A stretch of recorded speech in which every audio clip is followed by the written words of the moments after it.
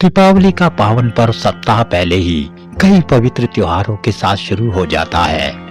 इन्हीं पवित्र त्योहारों में एक पर्व है धनतेरस। ये पर्व कार्तिक मास की कृष्ण पक्ष की त्रयोदशी को मनाया जाता है।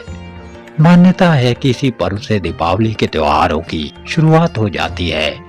जहाँ माता लक्ष्मी को धन की देवी माना गया है, वहीं धन के देवता कुबेर माने गए हैं। ऐसे में धनवंतरी का भी धनतेरस से विशेष नाता है।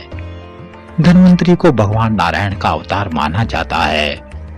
पुराणों के मुताबिक भगवान विष्णु ने कार्तिक मास के कृष्ण पक्ष की त्रयोदशी को धनवंतरी के रूप में अवतार लिया था और इसीलिए भगवान धनवंतरी को धनतेरस के रूप में पूजा जाता है।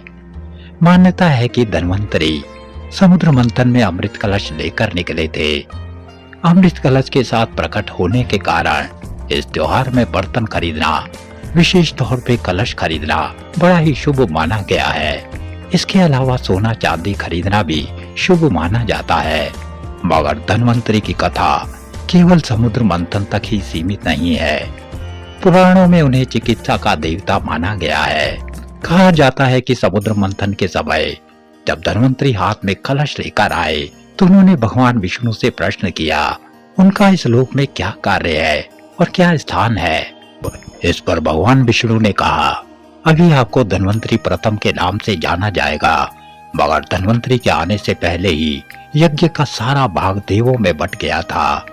ऐसे में देवों के बाद उत्पन्न होने के कारण उन्हें देव नहीं माना गया।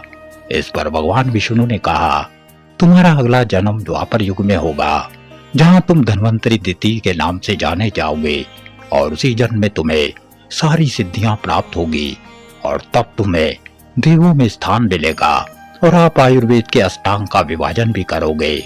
द्वापर युग में जब काशी के राजा धनव ने जब पुत्र प्राप्ति के लिए कठोर तप किया, तब महादेव ने उन्हें प्रसन्न होकर धनवंतरी को पुत्र रूप में प्रदान कर दिया।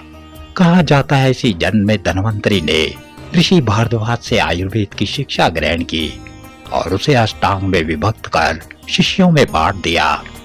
उन्होंने ही अमृतमय औषधियों की खोज की। इन्हीं के वंशज देवोदास ने शल्य चिकित्सा का पहला विद्यालय स्थापित किया। वैदिक काल में जो स्थान और महत्व अश्विनी को प्राप्त था, वही महत्व और स्थान पौराणिक काल में धनवंतरी को प्राप्त हुआ। जहाँ अश्विनी के हाथों में मधु कलश था, तो वहीं धनवंतरी को अमृत कलश मिला।